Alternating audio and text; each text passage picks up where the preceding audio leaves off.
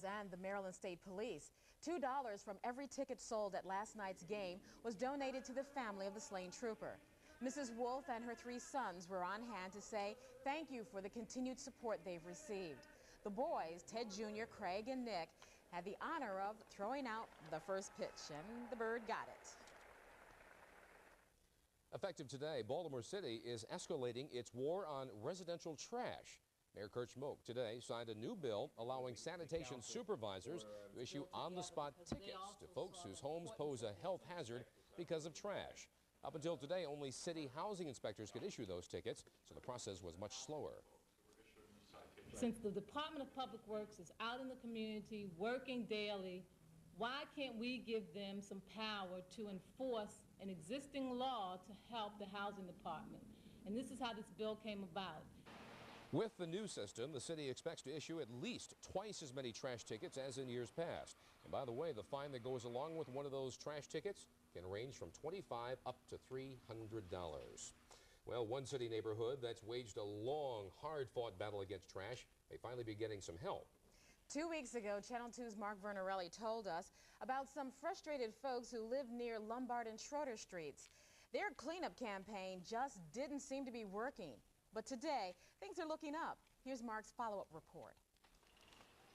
For years, the folks in the 1000 block of West Lombard Street have been playing the same old cleanup game. It seemed like everything they done was in vain, because the next day, looked like, they hadn't did nothing. The problem is a tiny alleyway with an open section of fence. Next door, a playground whose only play equipment is a pair of monkey bars. Neighbors say the playground, because there's nothing in it, is virtually useless, except as a dumping ground. What would you like to see back there? Swing, sliding boards, seesaws, and other things kids would like to play with. Really need the alley cleaned up and the gate up and something for the kids to play on. All that and more may be on the way. City Council President Mary Pat Clark saw our report 2 weeks ago on this cleanup crew's frustrations. The result? A long letter which promises that the community will be getting some help from the city to fix everything from the rat problem to the playground.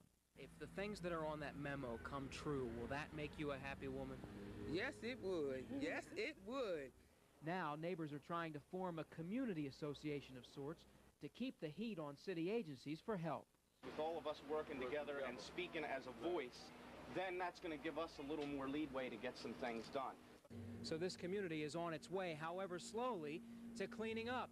The folks who live here say if they can do it, any neighborhood can do it. The key is just getting folks together and getting in touch with the right people. In Southwest Baltimore, Mark Vernarelli, Channel 2 News. And some of the neighborhood children told us today they'll be glad when they can finally play near the alley without having to worry about the rats. Stan? All right, keep the umbrellas handy. Ken Phillips says more storms are moving through the area. Good evening, everybody, and welcome to Channel 2 News at 6 o'clock. I'm Stan Stovall. I'm Beverly Burke, and thank you for joining us. Here's a look at some of the stories coming up on this news hour. The city of Baltimore is willing to go to some unusual lengths to clean up trash and rubbish. And these nuns may not look like real estate tycoons, but they are. We'll tell you how they are developing their property to take care of retired sisters. And doctors have discovered a key factor that may make future kidney transplants more successful. We'll have a special medical report. But topping our news at this hour, drug enforcement authorities say they've nabbed one of Baltimore's biggest heroin dealers. They've arrested a West Baltimore man and 17 others in a multi-million-dollar drug ring, a ring that has ties to places as far away as Nigeria and Pakistan. Channel 2's Siani Lee has more on the story. At dawn, DEA agents arrested 36-year-old Linwood Rudolph Williams, also known as Rudy, at his home on Linden Avenue. Authorities say he's the man behind an organization which distributed 50 kilograms of heroin a year in the Baltimore area. That equals up to 2 million street bags of heroin. Williams has earned a violent reputation. Authorities believe he may be linked to some 15 drug-related homicides in the Baltimore area. The operation had far-reaching ties beginning in Pakistan, where Nigerians bought the heroin and then smuggled it into the U.S. It's also involved Israeli nationals operating out of Brazil, Nigerian nationals operating out of Nigeria and Western Europe. Federal authorities seized a room full of evidence in the bust, a kilo of heroin, large amounts of cocaine, weapons, $250,000 in cash, and they're still counting. At Williams' nephew's car waxing business, they confiscated Williams' Ferrari, one of many cars owned by Williams, evidence of the extravagant and flamboyant lifestyles led by him and his followers. And on the streets, he was a celebrity. Our agents observed two teenage boys were introduced to Rudy Williams, and he signed autographs on a napkin, and these kids were ecstatic that they had Rudy Williams' autograph. In the early 80s, Williams was tried on manslaughter and drug charges, but cleared of all charges. But this time authorities say he'll face numerous other charges in addition to his drug distribution charges, and that could lead to a life sentence. In West Baltimore, Siani Lee, Channel 2 News. Baltimore City State's Attorney Stuart Sinn says as many as 25 people could be arrested, and the investigation does continue. Beverly, in a related story, an East Baltimore man says he's going to sue the city over an incident that happened during today's drug raids. At 6 o'clock this morning, police were scheduled to raid 1727 Gorsuch Avenue. Instead, they went to 1729, where Charles Massenburg Bay lived. I heard somebody banging on my door as if it was criminally intent. Someone's trying to break in my house. Upon my asking who is it, I didn't receive a response. I went upstairs to tell my fiance to call the police because I thought criminals were coming in my house. Then after 20 minutes arguing with these people with guns who didn't have, they were plainclothes policemen, they didn't have uniforms on. So I asked the guy to show me a warrant in order to come to my house because that is the procedure, and they never showed me a warrant. Massenburg Bay's door was destroyed, and so was the door frame. DEA spokesman Mario Perez says agents went into 1729 because they chased a suspicious man from an alley to the home. Massenburg Bay claims he and his fiancée were the only people in the residence. They claim they were asleep when the police arrived. Baltimore homicide investigators are still trying to find out how a newborn baby girl died. An autopsy was performed on the infant today, but the body was too decomposed for those tests to be conclusive. The newborn was found floating in the Inner Harbor yesterday. The umbilical cord still attached to the baby's body. Investigators do know that child was a black female who suffered some kind of a head injury. Anyone with information on the baby or her mother is urged to call the Metro Crime Stoppers at 276-8888. And 2 Baltimore City police officers are on administrative duty tonight, pending an investigation into the shooting death of an 80-year-old woman yesterday. Police were called to Annie White's home on Pall Mall Road. When they entered the house, Mrs. White was pointing a gun at them. Now, the officers say they had no choice but to shoot. Mrs. White was shot twice. She died later at Sinai Hospital, and it wasn't later until police discovered that her gun was not loaded. The man who marched at the side of Reverend Martin Luther King Jr. in the fight for civil rights died today at the age of 64. The Reverend Ralph David Abernathy helped lead the Montgomery bus boycott along with Dr. King.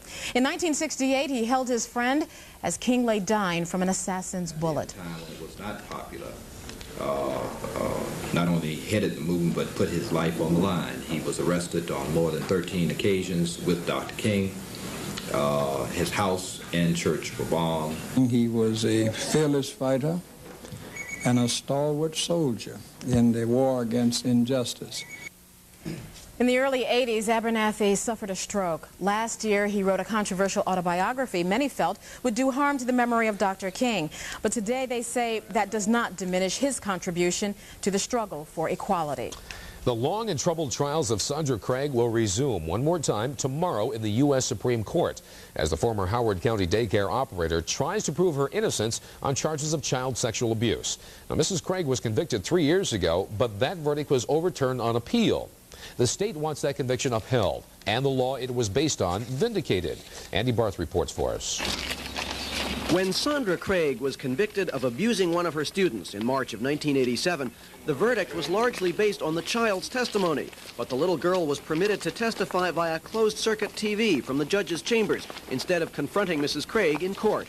The Sixth Amendment to the Constitution guarantees a defendant the right to face his accuser, and Maryland Attorney General Joe Curran will argue that the closed-circuit TV afforded Mrs. Craig full legal protection.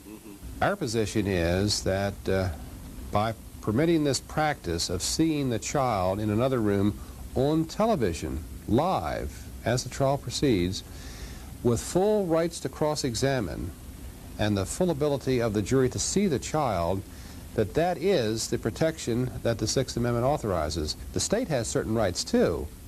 If you don't permit that, there's no trial, and the evidence simply never comes in. Mrs. Craig's defense team is headed by Billy Murphy, who says testimony by TV is inherently unfair. If you take away the defense's ability to provoke truth from a lying witness, you can't brag about the results. You can't say, look, this trial was fair, because how will you ever know? If her presence alone could have caused that child's testimony to change, suddenly because people are getting hysterical about child abuse, and we all ought to be concerned about it, but we ought not be hysterical. That hysteria is causing courts to pander to the public and to take away 200-year-old rights. Mrs. Craig has been living in New York. She continues to maintain that the jury's guilty verdict was incorrect. The prosecutors contend that you were found guilty because you were guilty. That's the prosecutor's position. That's what they're supposed to say. They're the prosecutor. And that the children alleged the things they alleged because they in fact happened. The prosecutor would say that too, because that's his position. But the prosecutor wasn't there. I was, and I know I didn't do anything. The court is expected to decide in June. Andy Barth, Channel 2 News. And we, of course, will continue to follow the Craig case as it moves through the U.S. Supreme Court.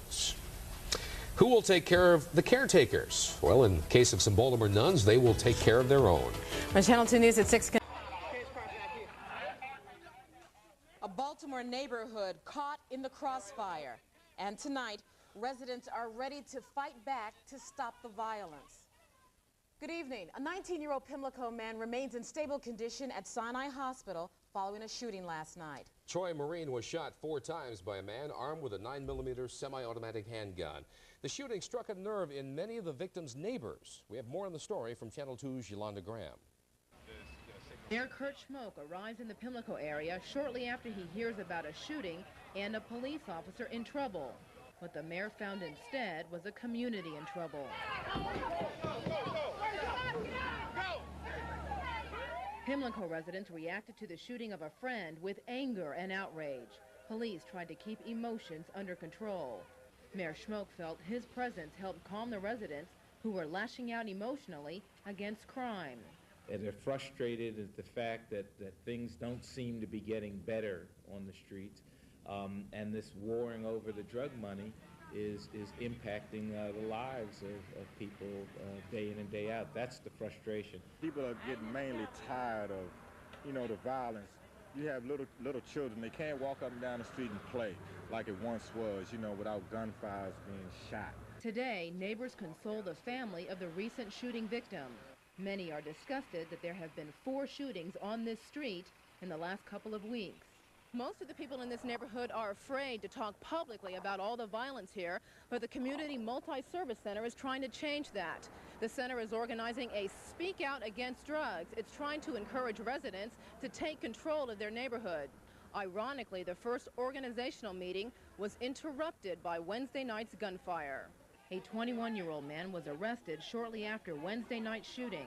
Police say they'll step up patrols here to control the crime wave and quiet residents' fears. Yolanda Graham, Channel 2 News. 21-year-old Wilbur Sutton has been charged with attempted murder in connection with last night's shooting. Beverly? Some parents of children in the Baltimore City school system are not happy. They don't like a recommendation to teach students about gays and lesbians. The mayor's task force on gay and lesbian issues has recommended putting more materials on gays and lesbians in middle and high school libraries. I don't feel it's necessary. I don't like the idea whatsoever. Everybody has a choice to what they want to do, but the school is not the place for it. It should be kept like in the principal's office or in one of the counselor's office. Putting it into the counselor's office and you put it in their hands, if someone really wants to get in a piece of material from that, they would go in there and let the counselor hand it out. You don't want it in the library? I don't think it should be in the library or the classrooms. I'm partially for it, but I'm against it.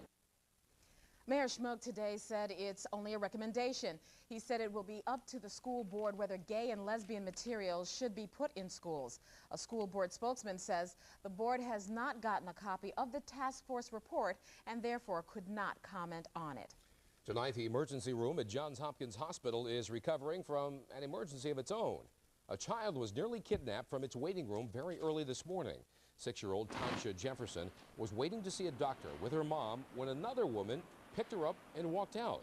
Luckily, a security guard caught the would-be kidnapper before she got too far away. Tonight, 27-year-old Karen Cole Flanagan is behind bars for attempted kidnapping and assault, but little Tansha was not hurt in the incident. In the meantime, in Reisterstown, a mother is turning her grief into action tonight. Susan McLaughlin is the mother of 3-year-old Ryan Davis Shanahan. The little boy was run down by an alleged drunken driver last week. And less than a day after Ryan's funeral, his mom is already crusading to stop drunken driving. The impression that if I was drug and alcohol free, that Ryan would be safe, but he's not. God knows the reasons for all things that happen, and if this was the purpose, then I'm going to make sure that his death was not in vain.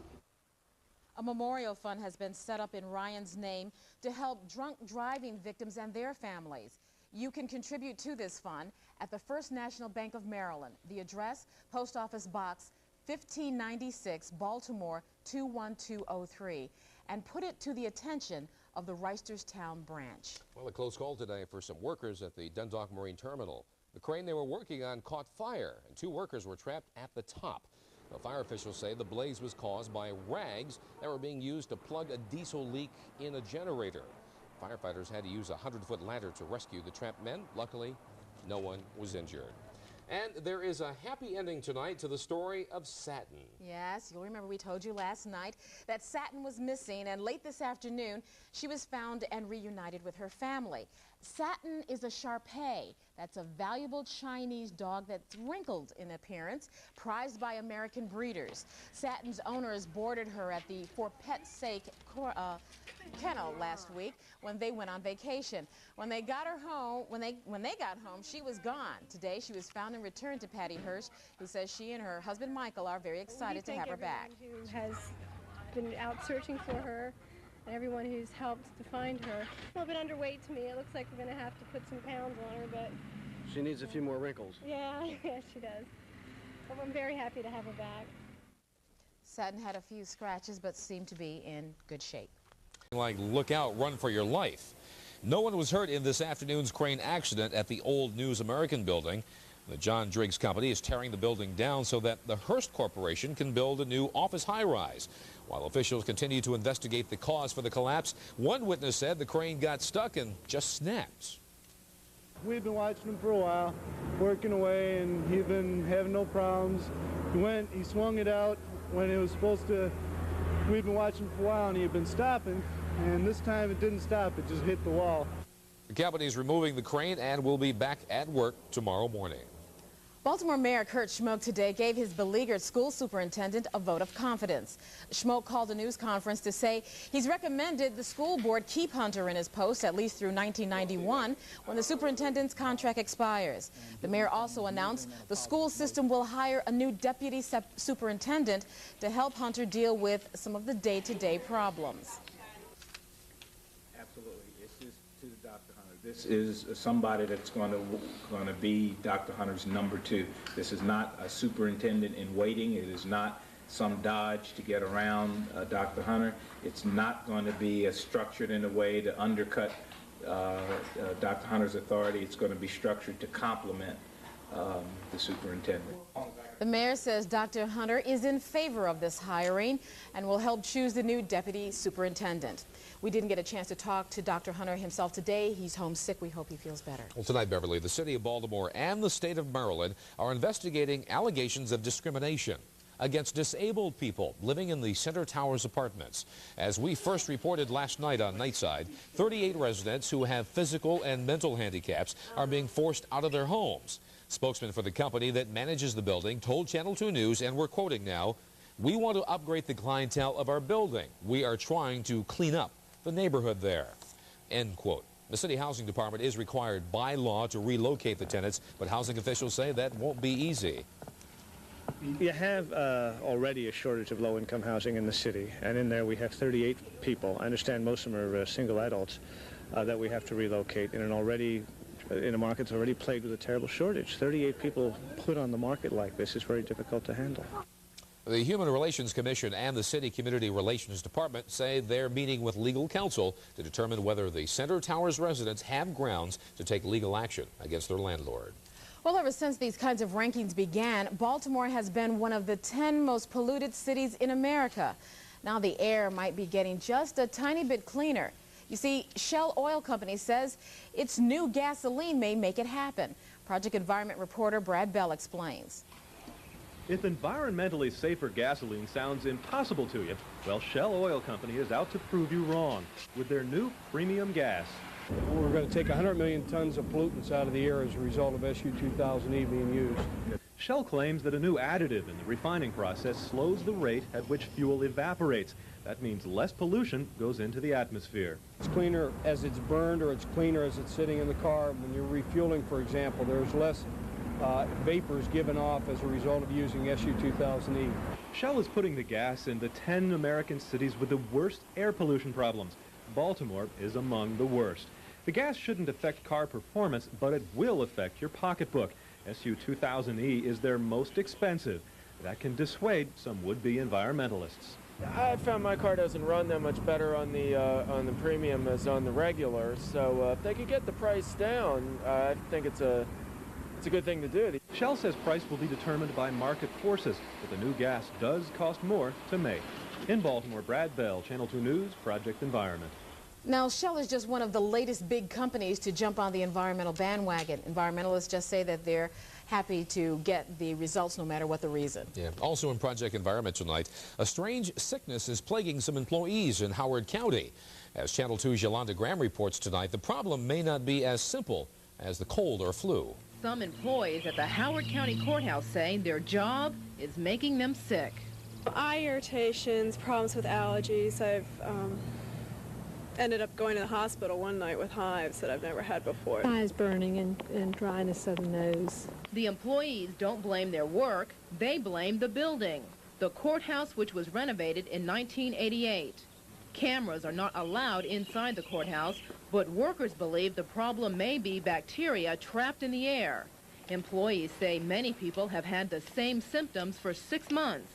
They feel it couldn't possibly be a contagious cold or flu. One of the jokes among employees here is that the ghost of the old courthouse is causing the problem. But experts who study indoor air quality stress that the symptoms are not imaginary and that there is such a thing as a sick building. William Spence has studied indoor air pollution for years. He says bacteria and trapped gases from modern equipment can cause a variety of symptoms for people confined to buildings. Air pollution, people that work in it, called the invisible enemy, because you can't see it, you can't feel it, and most of the time you can't smell it. A questionnaire has been passed around the Howard County Courthouse asking employees to describe their symptoms. Also, there will be an on-site air quality study. The result could make employees feel a lot better about their job. Many of the illnesses at the Howard County